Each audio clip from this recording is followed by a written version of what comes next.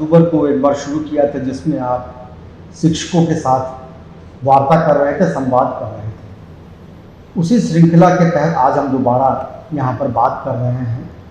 हमने 26 तारीख को जो बात की थी उसमें यह ध्यान रखा था कि शिक्षा विभाग की क्या प्राथमिकताएं हैं, कैसे विद्यालयों में गुणवत्तापूर्ण शिक्षा हो सके, इसके संबंध में शिक्षा विभाग क्या प्रयत्न कर रहा है, इसके संबंध में हमने बात की थी। और उसी दिन हमारे अपर मुख्य सचिव ने ये निर्णय भी लिया था कि वो इसी क्रम में शिक्षकों के साथ भी बात करेंगे, उनके प्रश्नों को देखेंगे, उनका उत्तर देंगे। और इसी क्रम में उन्होंने ये तय किया कि हर एक शनिवार को हम शिक्षकों के कुछ प्रश्न जो गुणवत्तापूर्ण शिक्षा से संबंधित होंगे उसको भी लिया करेंगे। और इसी क्रम में आज हम ये पहला संवाद सर के साथ शुरू कर रहे हैं। सर, आपका बहुत बहुत स्वागत है। तो सर, शुरू करते हैं सर। पहला प्रश्न जो हमारे पास है वो रंजन कुमार, प्रधानाध्यापक मध्य विद्यालय बिहट, बेगूसराय से है। सर, इन्होंने पूछा है कि विद्यालय संचालन व प्रबंधन के लिए एकल नियमावली होने के बजाय भिन्न भिन्न स्तर के कार्यपालक आदेश निर्गत होते रहते हैं, जिसके कारण विद्यालय की एकलयता तो प्रभावित हो रही है। विद्यालय के संचालन में भी कठिनाई आती है। तो क्या विभाग विद्यालय संचालन के लिए एकीकृत विस्तृत नियमावली बनाने के बारे में सोच रहे हैं? देखिए, हम लोगों ने जो व्यवस्था है, निरीक्षण व्यवस्था है, संचालन व्यवस्था है और विभिन्न सारी व्यवस्थाओं के लिए हम लोगों ने अलग अलग गाइडलाइंस निकाले और अलग अलग डायरेक्शंस दिए।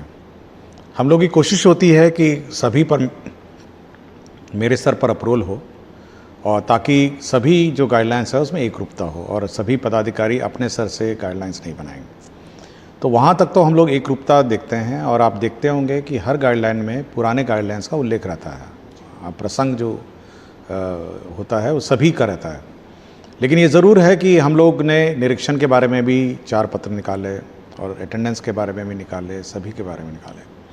हम लोग इन सभी का एक सिंगल कंपेंडियम निकालने के कार्रवाई कर रहे हैं ताकि जो भी शिक्षक हैं वो उस कंपेंडियम को रेफ़र कर सकते हैं।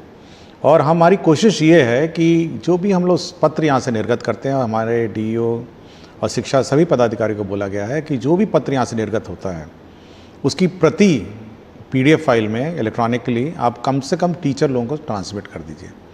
हर टीचर को ये जानकारी होनी चाहिए कि क्या गाइडलाइन है। तो हम लोग अगले 10 दिन में, आपका सुझाव बहुत अच्छा है, हम लोग सभी जितने भी गाइडलाइन हैं उसका एक सिंगल फाइल में पीडीएफ में हम लोग सभी टीचर्स को उपलब्ध करा देंगे ताकि ये कन्फ्यूजन नहीं रहे कि किस प्रकार के कौन से गाइडलाइंस हैं और कौन से गाइडलाइन आज के दिन में प्रभावी हैं। दूसरा सवाल सर हमारे गुणवत्ता को लेके है कि जिसमें करीब बिहार, जैसा कि अब हम लोग सब जानते हैं कि पहली कक्षा से ही अंग्रेजी की पढ़ाई यहाँ राज्य में हो रही है।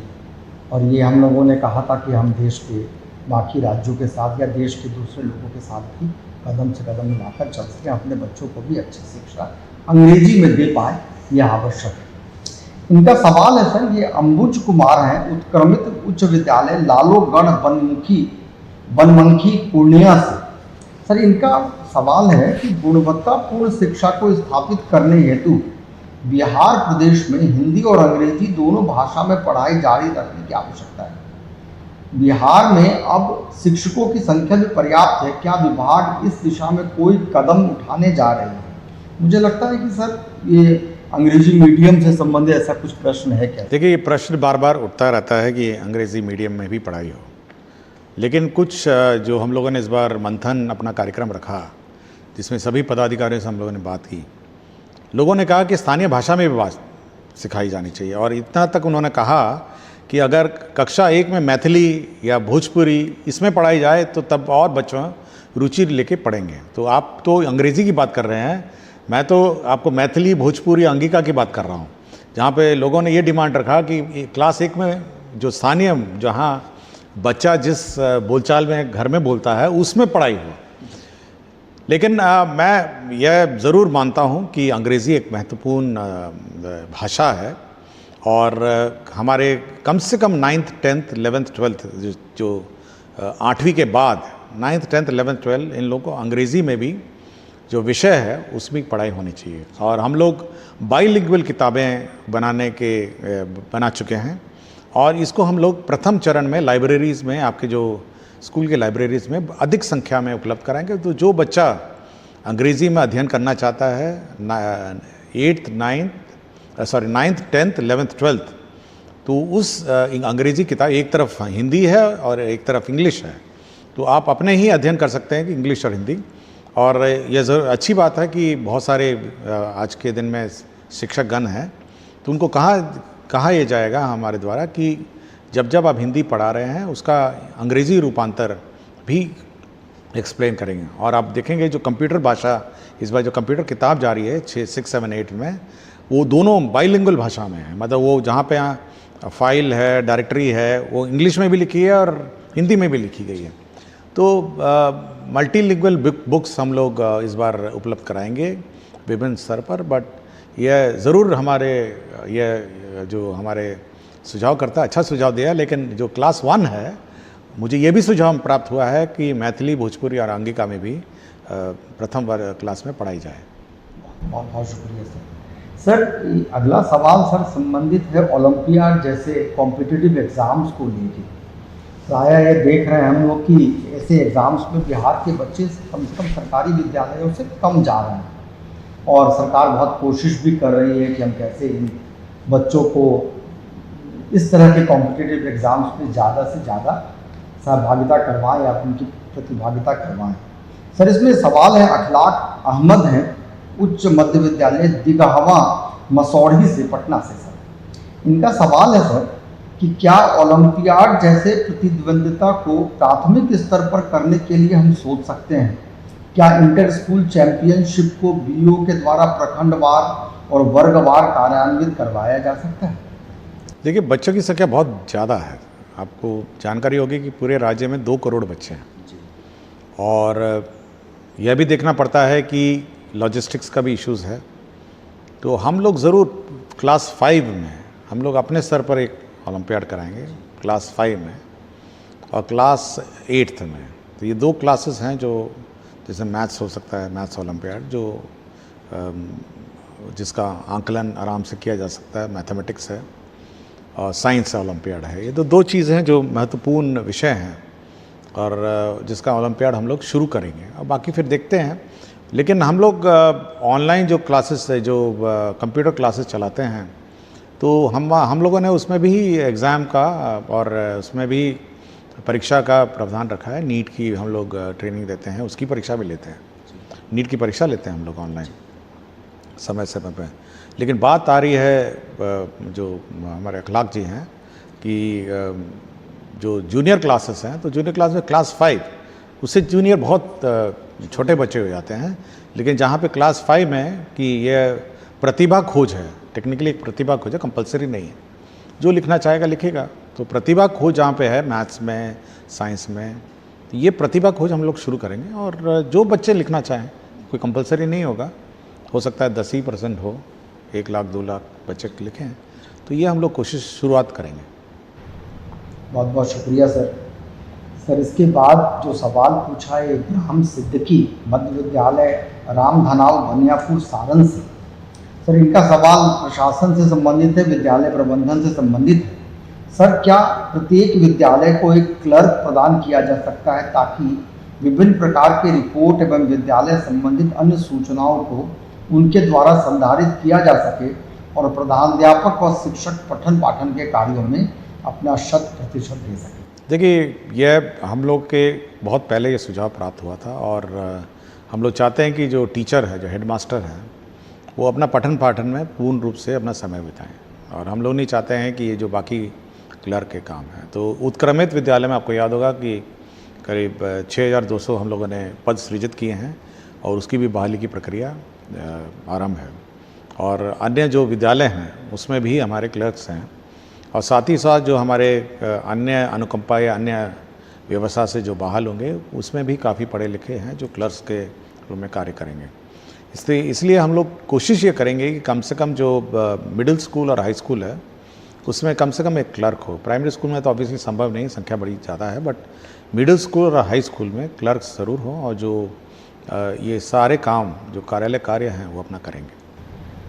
सर इसके बाद अगला सवाल है सर कि विद्यालय से अभिभावक शिक्षक संगोष्ठी को जोड़ने से संबंधित है सर।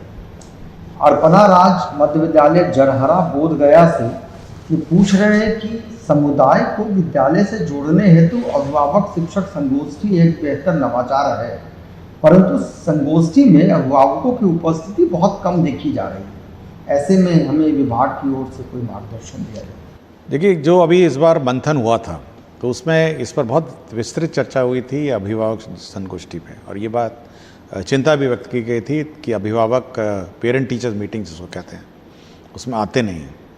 तो पेरेंट टीचर्स मीटिंग में हम लोगों ने ये कहा है कि आप अभिभावक से ही समय पूछ लीजिए कि किस समय रखा जाए। हो सकता है कि जिस समय में हम लोग रखे हैं वो खेत में चले गए, काम में चले गए, उन्हीं से पूछ लिया जाए कि किस समय। तो उस समय उस दिन का हम लोग स्कूल टाइमिंग चेंज कर देंगे कि इस समय अभिभावक सब उपलब्ध रहेंगे और उस समय हम लोग, जैसे हो सकता है 7 बजे 8 बजे अभिभावक कहेंगे कि हम लोग सुबह आएँ, और तो हम लोग टाइमिंग उस दिन का चेंज कर देंगे। तो ये हम लोग की कोशिश है कि अभिभावक अपने बच्चे की शिक्षा में रुचि लें, और जब तक अभिभावक है, समाज है, सभी लोग एक साथ रुचि नहीं लेंगे, मेरे ख्याल से शिक्षा पूर्ण नहीं होगी। तो मेरा बस अनुरोध है कि अभिभावक समय पे आएँ, और जो भी समय उनको ठीक लगे, आपको लगता है सुबह है, आपको लगता है शाम का है, तो उस दिन का हम लोग समय उसमें परिवर्तन कर देंगे। तो ये टीचर और हेडमास्टर पर निर्भर है कि गांव वाले से पूछ लेंगे, एक बार बैठक कर लेंगे, मुखिया जी है, पंचायत सेवक है, वार्ड सदस्य हैं, सभी से पूछ लेंगे कि भाई आप समय कौन सा चाहते हैं, और जो दोनों के लिए कन्वीनियंट है। ये भी नहीं हो सकता कि टीचर को हम लोग कहेंगे रात को कर दीजिए, ये भी नहीं सोच सकता है। तो दोनों के लिए जो उपयुक्त समय है वो अपने म्यूचुअल अंडरस्टैंडिंग में पेरेंट टीचर मीटिंग का समय निर्धारित कर लेंगे। बहुत बहुत शुक्रिया सर। इसके बाद का सवाल सर प्रियंका कुमारी मध्य विद्यालय मल्हा टोली परिहार सीतामढ़ी से पूछती हैं। उन्होंने सर पूछा है कि ज़्यादातर प्राथमिक कक्षाओं में वर्ग कक्ष की कमी है और कई वर्ग के बच्चों को एक साथ बैठाकर पठन पाठन कराया जाता है। शिक्षक मल्टीग्रेड कक्षाओं के संचालन के लिए प्रशिक्षित नहीं है। क्या विभाग से कुछ मार्गदर्शन मिल सकता है? देखिए, मैं बहुत स्कूल गया हूँ और ये ज़रूर बड़ा कठिन होता है कि एक कक्षा का ब्लैक बोर्ड इस तरफ है और दूसरी कक्षा का ब्लैक बोर्ड इस तरफ है, एक टीचर इधर से पढ़ा रहे हैं, दूसरे टीचर इधर से पढ़ा रहे हैं। हम लोगों ने ये कहा है कि इस वर्ष मार्च तक, ज़्यादा लेट हो जाएगा तो जून तक, जितने भी कक्षा रूम हैं इसका कंस्ट्रक्शन हो जाए। जो भी अतिरिक्त वर्ग कक्षा, मल्टीपल फ्लोर्स का हो सकता है लेट हो जाए, लेकिन 100% जितने कक्षाएँ संचालित हैं उतने आप रूम आप सैंक्शन करके काम शुरू कर दीजिए। तो यह तो एक होता है कि इंफ्रास्ट्रक्चर हम लोग कंप्लीट सैंक्शन कर देंगे। तो जब तक आप इंफ्रास्ट्रक्चर कंप्लीट नहीं हो जाता है तो उसके लिए वैकल्पिक व्यवस्था क्या हो सकती है, यही प्रियंका जी पूछेंगी। तो हम लोगों ने ये कोशिश कर रहे हैं, हमारा जो टीचर ये डीओस का जो मंथन कार्यक्रम था, अभी जो चर्चाएँ हुई थी, उसमें उन लोगों ने कहा कि स्टैगर्ड टाइमिंग स्कूलों में लागू की जाए। तो कुछ क्लासेस पहले हो जाएं, कुछ क्लासेस बाद में हो जाएं, शिफ्ट में हो जाएं। तो क्योंकि अटेंडेंस का हमारा सॉफ्टवेयर फिक्स्ड है, मतलब वो 9 बजे लेता है, 4 बजे लेता है, तो उसको हम लोग संशोधित करेंगे थोड़ा सा। तो उस पर लगे हैं कि कैसे शिफ्ट और स्लॉट, और ये हेडमास्टर और टीचर पे छोड़ देंगे कि किस शिफ्ट पे कौन पढ़ाएगा और किस टाइमिंग से वो पढ़ाएंगे। तो यह व्यवस्था होने के बाद ये बहुत कठिन है, ये तो मैं भी जानता हूँ बहुत कठिन है कि 2 क्लासेस एक ही रूम में चल रहे हैं, और ये सामान्यतः मैंने देखा है, और जूनियर में तो और भी आप देखते हैं फर्स्ट सेकंड थर्ड तीनों एक साथ बैठे रहते हैं, और ये बहुत ही मुश्किल है क्योंकि उनके टीचिंग टेक्निक अलग है। अब क्लास 1 का टीचिंग टेक्निक बहुत अलग है, क्लास 2 का अलग है, क्लास 3 का अलग है। तो मैं टीचर्स की समस्या समझता हूँ, और मैं सभी 100% हम लोग जो क्लासरूम है वो सैंक्शन करेंगे, बिल्डिंग्स बनेंगे, लेकिन तब तक वो टाइमिंग हम लोग आगे पीछे करके इसको चलाएंगे। बहुत बहुत शुक्रिया सर। इसमें सही में मल्टीग्रेड टीचिंग एक समस्या भी है, और किस तरीके से इसका निवारण हो इसके बारे में शिक्षक भी चिंतित हैं सर। विभाग की ये प्रायोरिटी है और कक्षाओं का जल्दी से जल्दी निर्माण किया जा रहा है। इसके बाद सर सवाल है जो ई शिक्षा कोर्स से संबंधित है। रविंद्र साफी जी हैं उत्क्रमित उच्च माध्यमिक विद्यालय सलहा बेनीपट्टी मधुबनी से। ये पूछते हैं कि क्या हम बच्चे की उपस्थिति भी ई शिक्षा कोर्स से लेने के बारे में सोच रहे हैं। हम लोगों ने इसका ट्रायल कर लिया जहाँ तक ई शिक्षा कोर्स से बच्चों का अटेंडेंस है, लेकिन जो अभी टैब भी प्रोक्योरमेंट की प्रक्रिया में है, जो टैब हम लोग उपलब्ध लाने की व्यवस्था में है, तो ट्रायल तो ले लिया गया है कि बच्चे की गिनती ऑटोमेटिकली जो टैब से फ़ोटो होगा ऑटोमेटिकली वो चेक कर लेगा किसका चेहरा कौन सा है और कितने बच्चे आज आ गए हैं। तो ट्रायल तो हो गया है और ट्रायल सक्सीड भी हो गया। तो इसके लिए उचित ट्रेनिंग की आवश्यकता है, उचित व्यवस्था की आवश्यकता है और उचित टेक्नोलॉजी, मतलब लोगों को जानकारी हो, बच्चों को जानकारी हो, यह अवस्था है। तो इसका एक समय पे हम लोगों ने अपना टारगेट रखा है कि 1 जनवरी से हम लोग इसको फाइनली रोल आउट करेंगे। तो 2 महीना कम से कम हम लोग को लगेगा, लेकिन ट्रायल हम लोगों ने ले लिया है। मतलब हो सकता है जनवरी फरवरी हो जाए, बट इससे क्या होता है कि पहले तो अटेंडेंस आप डिजिटली मार्क करेंगे उस टैब पे। बाद में जब अटेंडेंस हो जाता है तो वो टैब पूछता है कि फ़ोटो चाहिए मुझे बच्चों का। तो फ़ोटो जब खींचता है तो वो अपने सर्वर पर ले जाता है और उसके बाद रात को जब कोई कार्यकलाप सॉफ्टवेयर में नहीं होता है, रात को वो सबका चेहरा सबका अटेंडेंस से मिलान करेगा। और अगले दिन मेरे टेबल पे आ जाएगा कि कितने अटेंडेंस थे और कितने बच्चे थे और कितना अंतर आया।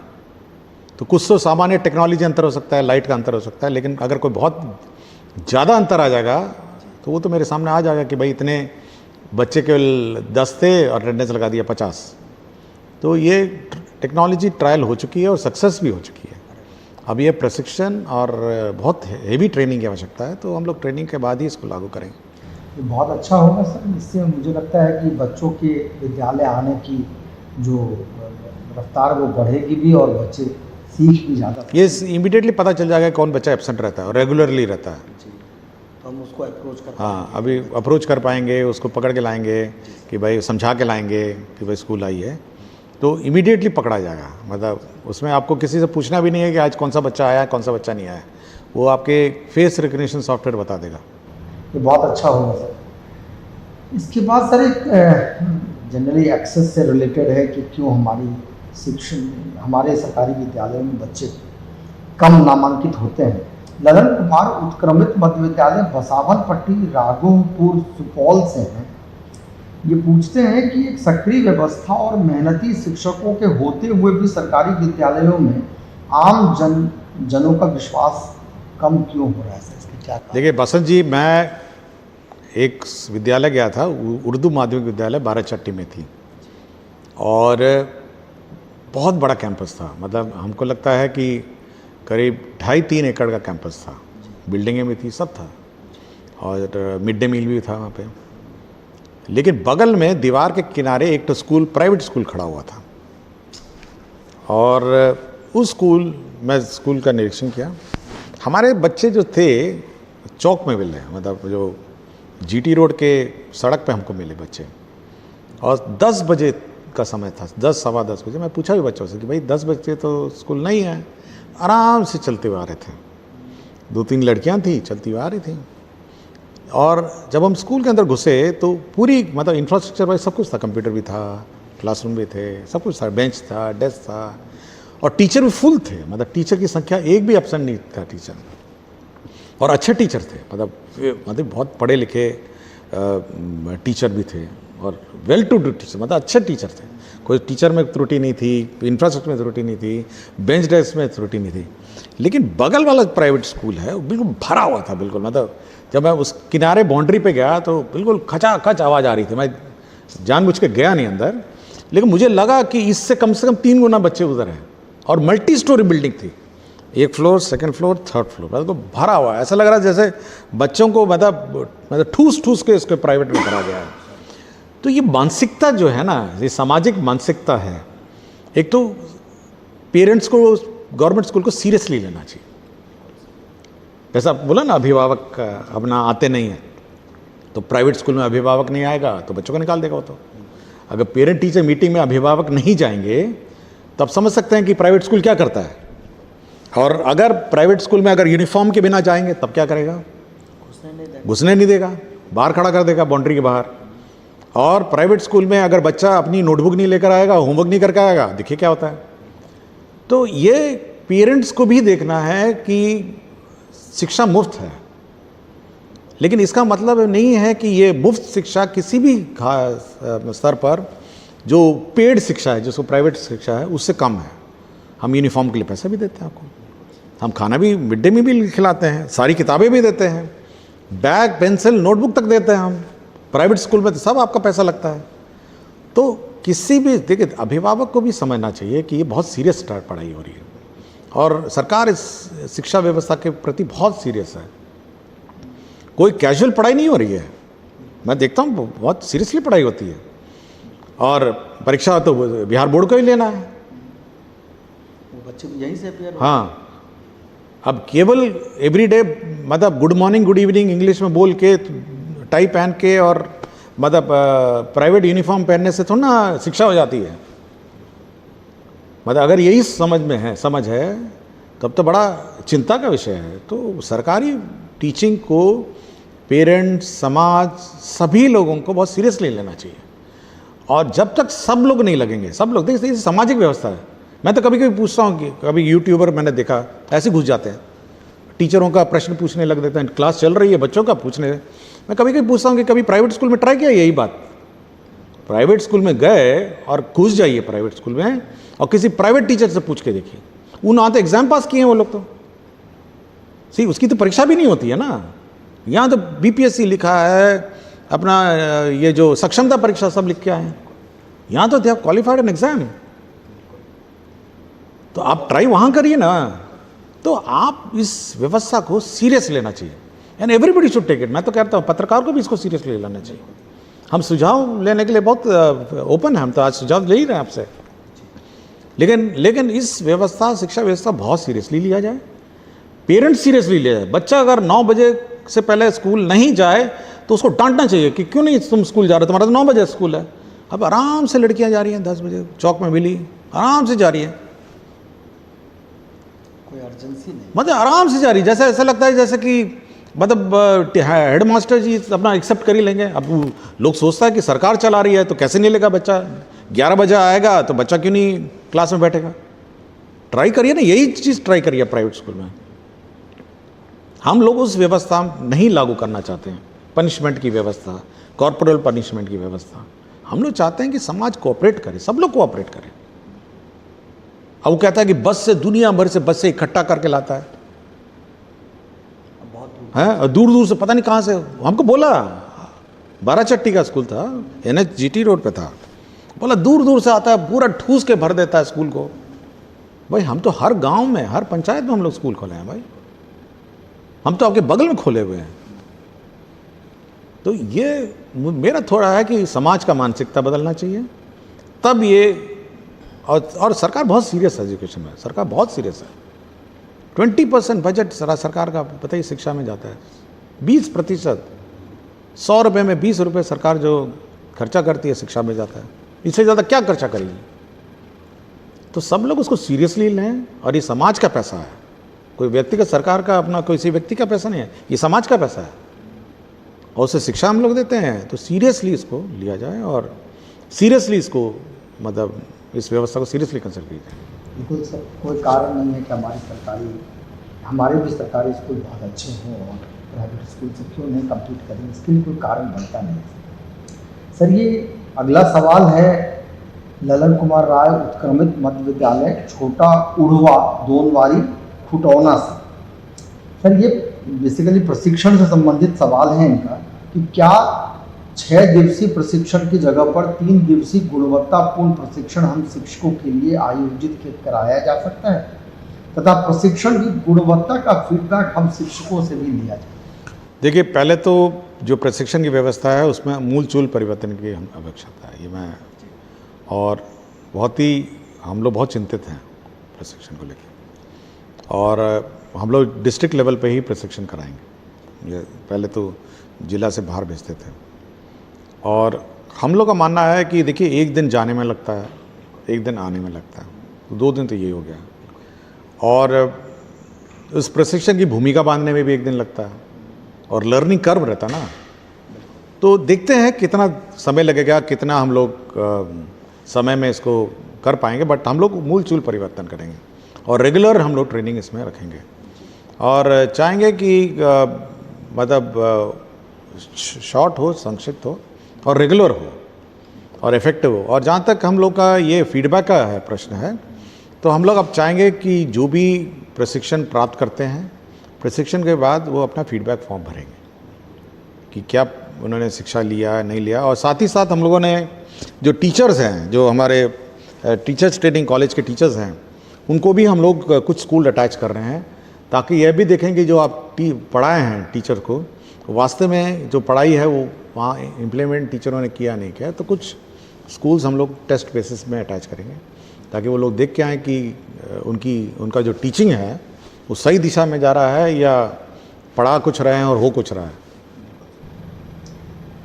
बहुत बहुत शुक्रिया सर। ये एक सवाल है सर, शशिकांत कुमार NPS कांटी टोला भवन गामा खबरिया से। सर ये पूछते हैं कि विभाग के पास शिक्षा सेवक का कैडर है, उपलब्ध है क्या? इनके कार्य और दायित्वों से संबंधित कोई दिशा निर्देश उपलब्ध है? यदि है तो उसे सख्ती से लागू किया जा सकता है? देखिए, सबसे महत्वपूर्ण जो हमारे टोला सेवक का तालीमी मरकज़ है, तो ये हमारे बहुत महत्वपूर्ण मांग है और ये सबसे गरीब टोलों में के प्रतिनिधि हैं और बहुत जहाँ पे शिक्षा की आवश्यकता है, अल्पसंख्यक टोलों में कार्य करते हैं और साथ ही साथ महादलित और अन्य टोलों में काम करते हैं। तो मेरा बार बार इनसे अनुरोध रहा है कि आप बच्चों को देखिए स्कूल में समय पे लाइए, जो बच्चे स्कूल से बाहर हैं उनको आप स्कूल में लाइए और कोशिश करिए कि ये ठीक ठाक पढ़े। सरकार इन पर बहुत खर्चा करती है। ये शिक्षा के टीचर के व्यवस्था से आप बाहर के लोग हैं जो अगर कोशिश करेंगे तो महादलित टोलों के, अल्पसंख्यक के बच्चे 100% पढ़ लेंगे और कोई कठिनाई है तो हम लोग अलग से बात कर सकते हैं। लेकिन मेरा बस ये बार बार अनुरोध रहा है कि आप लोग बच्चों को स्कूल लाइए और पढ़ाइए और कोशिश करिए कि वो ठीक ठाक पढ़ें।